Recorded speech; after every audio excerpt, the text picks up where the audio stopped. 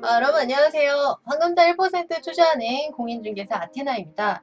요즘 뭐 1기 신도시, 2기 신도시, 3기 신도시, 신도시 개발이 굉장히 이슈가 많이 되고 있는데 도대체 신도시라는 게 무엇인지 한번 그 정의를 한번 알아보고 싶다. 그래서 오늘 제가 신도시 개발에 대해서 좀 이론적인 배경을 이제 설명을 해드리려고 합니다. 그래서 제가 최근에도 이제 김포 신도시, 한강 신도시 쪽에서도 제가 이제 오피스텔 수익형 부동산을 한번 소개해 드린 적이 있었는데요. 오늘은 이론적으로 한번 알아보는 것도 좋다고 생각이 들어서 자료를 준비하게 됐습니다. 그리고 오늘 자료는 이제 네이버 지식백과에서 제가 이제 조금 발췌를 했고요.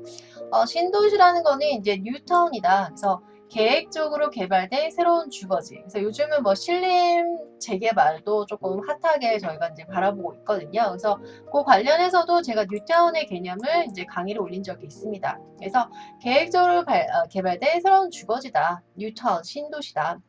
그래서 좁은 의미로는 새로이 개발된 독립된 도시, 독립된 시티를 의미한다. 이렇게 되어 있고요. 새로운 도시, 특히 신도시를 지정하는 유사한 용어로는 신지역사에서 new community, 그 다음에 도시는 신도시다. 그래서 new town in town, 위성도시다. satellite town, 위성은 이제 뭐 지구의 위성이 이제 달이 있는 것처럼 어, 중심, 그 서울이 있을 때 이 주변에 있는 도시들, 이렇게 위성도시라고 이제 저희가 표현하고 있습니다. 신도시 개념은 이제 넓은 의미와 이제 좁은 의미가 있는데, 넓은 의미의 신도시는 계획적으로 개발된 새로운 도시 주거지를 포괄적으로 지칭을 하는 것이고, 여기서 대도시 인근의 도심의 과밀 인구가 너무 많다는 거죠. 근데 과도한 도시시설, 너무나 빽빽하게 있는 거예요. 이것을 이제 분산시키기 위해서 건설한 도시가 이제 위성도시, 세터라이트 타운 이렇게 되는 것이고요. 교외 지역의 침상도시, 배드타운이라고 그러죠. 잠만 자는 곳이에요. 배드타운 등과 같이 모도시, 그러니까 모라는 거는 mother, 그러니까 엄마, 어, 그 중심 도시의 의존적인 도시 또는 대도시 인접 지역에 계획적으로 개발한 주택단지나 확장 도시, expanding town이라고 그러죠. 그 다음에 대도시와 공간적으로나 기능적으로 분리시킨 자족형 도시도 모두 이제 신도시에 포함이 된다. 이렇게 보시면 될 것 같습니다. 근데 좁은 의미의 신도시라는 것은 무엇이냐 하면 새로이 개발된 독립된 도시다. 요것만을 뜻하는 경우. 그래서 좁은 의미의 신도시는 대도시 주변의 계획도시 가운데 기존의 도시들과 공간적으로나 사회 경제적으로 독립성이 유지되고 독자적인 정치, 경제, 사회활동이 이루어지는 자족형 도시와 대도시에 대항해서 새로운 지역 거점을 개발하는 지역 거점 도시, Regional Growth Center 이렇게. 네, 역사적으로도 한번 살펴보도록 하겠습니다. 히스토리컬 백그라운드 보면 영국의 전원도시 도시계획협회에서는 신도시의 정의, definition을 다음과 같이 소개를 하고 있는데 신도시란 전원도시의 개념으로 건강한 생활과 산업위가 설계된 도시, 계획도시라는 거죠. 그 규모는 사회생활의 편익을 완전히 갖출 수 있는 정도로 그 이상 커서는 안 되며 도시의 범위는 농경지로 둘러싸이고 토지 전체가 공유되든가 아니면 커뮤니티를 위하여 위탁된 것이라고 이제 정의를 내리고 있고 이런 신도시는 영국의 이 하워드가 제창한 전원도시 가든시티 이후 20세기 중반 이후에 이르기까지 도시 문제를 해소하기 위해서 정부가 인위적으로 조성한 계획도시를 이제 지정한 것이라서 신도시의 역사는 조금 오래됐다고 보시면 될 것 같습니다. 따라서 행정도시로 성장한 전 근대도시나 산업도시로 성장한 근대도시가 정치, 경제적 동기에서 자연 발생적으로 형성된 것과는 달리 계획도시라는 거죠. 신도시는 정부의 의도적인 개입에 의해서, 계획에 의해서 계획적으로 조성되었다. 이런 점에서 차이가 있다. 근데 이제 신도시의 이제 연원과 변주를 보면 최초의 신도시는 역사가 되게 길어요. 그래서 서기전, 서기전이니까 BC, Before Christ겠죠. 기원전 3000년에 인도와 이집트에서도 나타났고 그 다음에 플라톤 아시죠? 철학자, philosopher, 플라톤과 아리스토텔레스가 제시한 당대에 알맞은 단결된 사회단위로서 적정 규모나 자급자족할 수 있는 완전 도시의 사상 속에서도 이 신도시의 뿌리가 있습니다. 자, 보다 구체적인 것으로는 산업혁명 이전 토마스 모어의 이상향,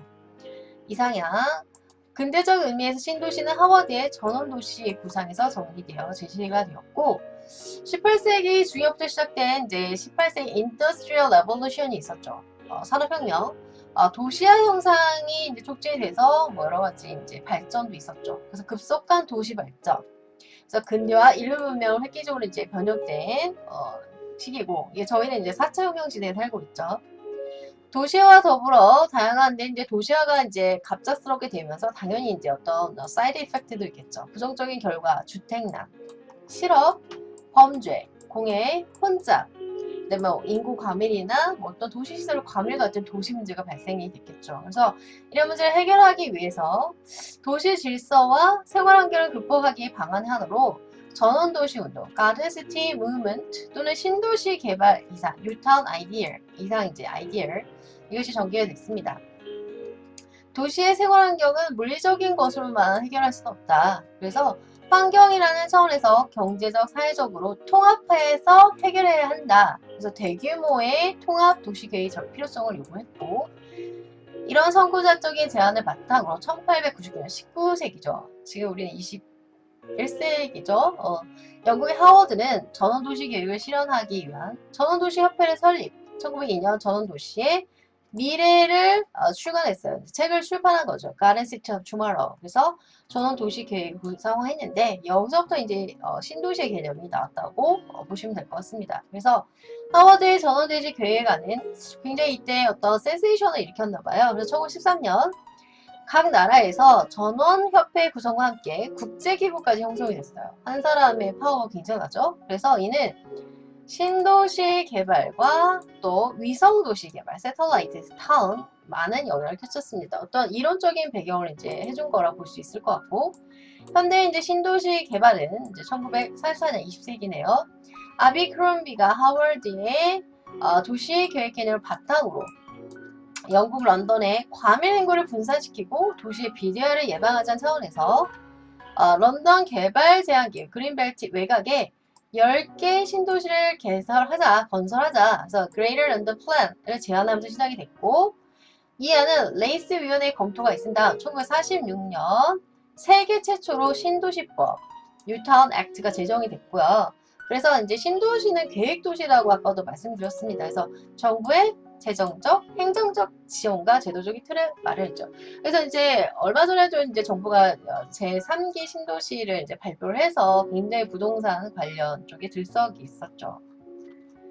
자, 이후 1947년, 1950년 사이에 14개 신도시가 계획이 됐고요. 그 후 다수의 신도시가 개발, 현재 와서 신도시는 이제 전 세계적인 어떤 인터내셔널 트렌드가 되고 있죠. 그래서 현재 약 67개의 국가에서 우리나라, 한국도 포함해서 신도시 개발을 정책 수단으로 도입을 하고 있습니다.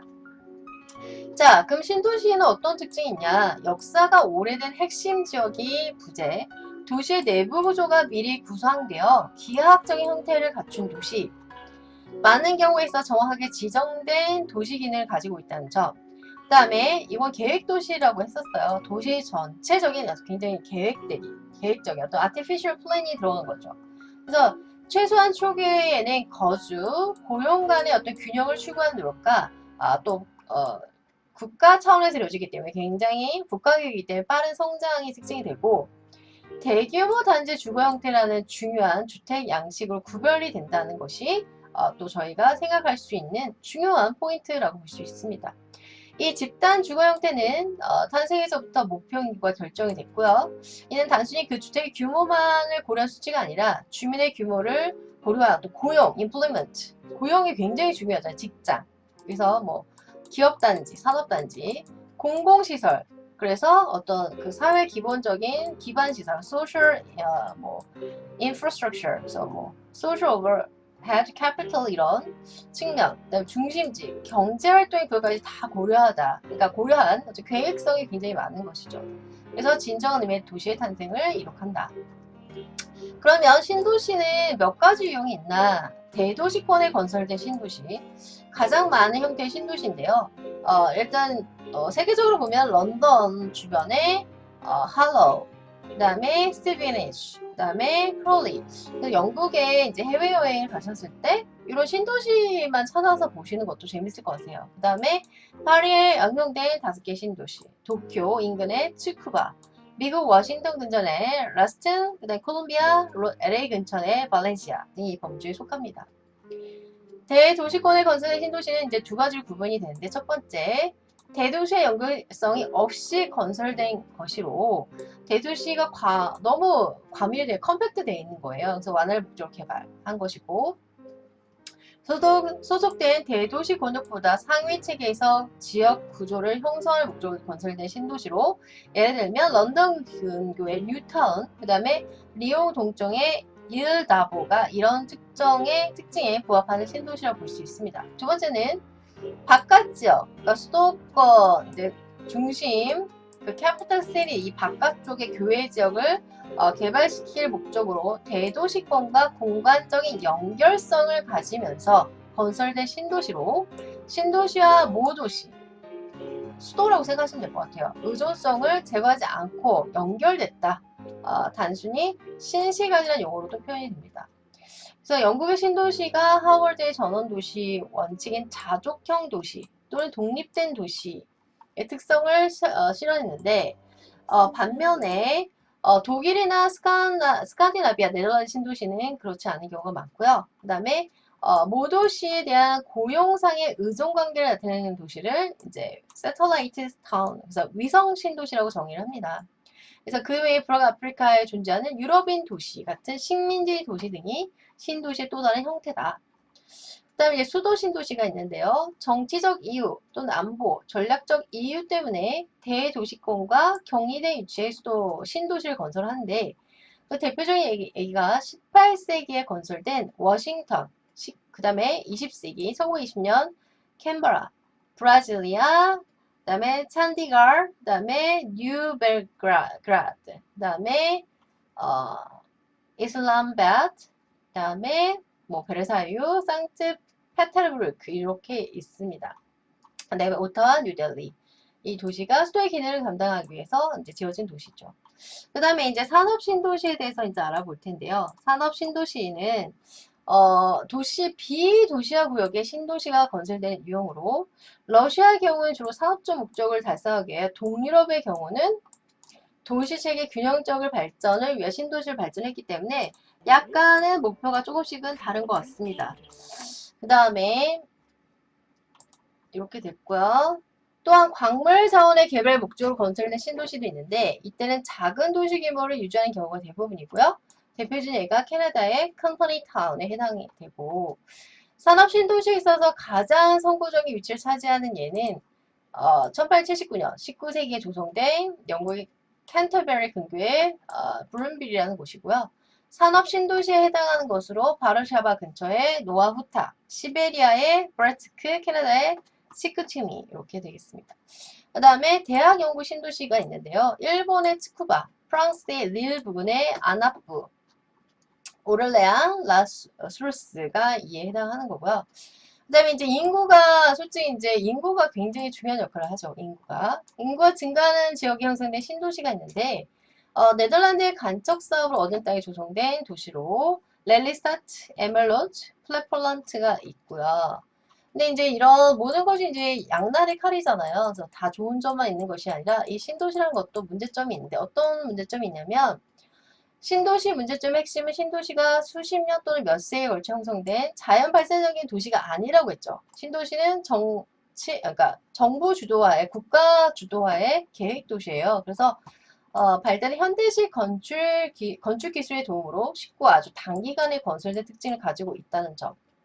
그로 인해서 시민들이 도시의 정체감, 아이덴티티라고 할 수 있겠죠. 고유성, 어떤 문화적인 특색, 진정한 도시에 살고 있지 않다라는 그런 느낌, 그 다음에 연대감 형성이 어렵다, 이런 어떤 감성적인 면에서 단점을 보고 있고, 또 하나의 어려움은 거주 고용의 균형을 이루는 데서 발생하는데, 거주지 가까이에 고용 기회를 제공하는 풍부하고 다양한 경제활동을 입지시킴으로써 인접한 집접지나 모 도시를 반복이 왕복 교통거리를 단축시키는 의지를 가지고 예를 들어서 김포 신도시에서 한강도시 전철이 이제 개통이 7월 27일 날 이제 되는 걸로 제가 알고 있어요. 그럴 경우에는 구례역에서 김포공항까지 27분, 뭐 마곡까지도 갈 수 있는 그래서 이런 연결되는 건데 신도시는 건설되는데 신도시 주변에는 이건 좀 안 좋은 얘기를 하고 있죠. 창고, 대형 상업시설 입자의 경향이 있다. 이런 업종은 넓은 구간을 이용하지만 고용 창출이 많지 않은 산업 분야에 머문다.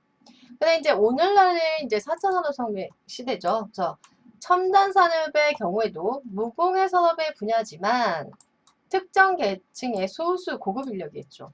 기술 집약적인 산업이다.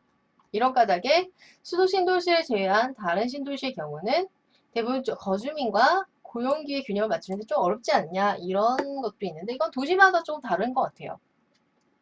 여전히 또 모도시의 통근자 비율이 높게 나타나고 이래서 출퇴근 시간대 교통 혼잡과 교통교육 증대 그래서 많은 그 교통 인프라를 갖추고 있는 신도시들도 많이 있죠. 그 다음에 이제 평가를 보면 신도시는 일반적으로 교외 지역과는 상이하게 보다 이제 만족스러운 삶의 환경을 제공하는 주로 도시 계획사의 실험실과 같은 역할을 담당한다. 그래서 신도시의 진행 과정을 추적하면 신도시 정체 성과를 측정할 수 있다. 그래서 우리나라 같은 경우에도 1기 신도시, 2기 신도시, 3기 신도시에 대한 각각 어떤 이밸루에이션 평가들이 이제 나오고 있는데요.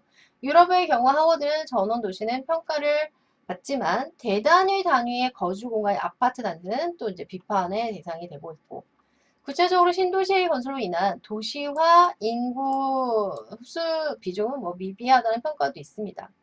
도시 성장률의 저하로 선진국의 경우는 신도시 건설 필요 차츰 줄어들고 예상이 되지만 아직까지는 우리 대한민국이 이제 토지가 좁은 나라이죠. 그리고 이제 어떤 부중성 때문에 토지가 좁고 인구 밀도가 뭐 인구 수가 이제 점점 줄 거라고 하지만 어쨌든 밀도가 높은 나라이기 때문에 여기 나온 정의가 꼭 다 맞다라고는 할 수는 없는 것 같습니다. 그 다음에 제3세기의 경우에는 뭐 신도시가 꾸준히 개발될 것 같다. 그래서 오늘 좀 내용이 이론적인 걸 썼어요. 이제 신도시 개발, 뭐 김포 신도시, 그 다음에 여러 가지 이제 3기 신도시 개발도 되면서 도대체 신도시가 뭔지 그 이론적인 면을 한번 보는 것도 좋다고 생각해서 오늘 준비를 했고요. 좀 더 알찬 내용 가지고 또 인사드리겠습니다. 감사합니다.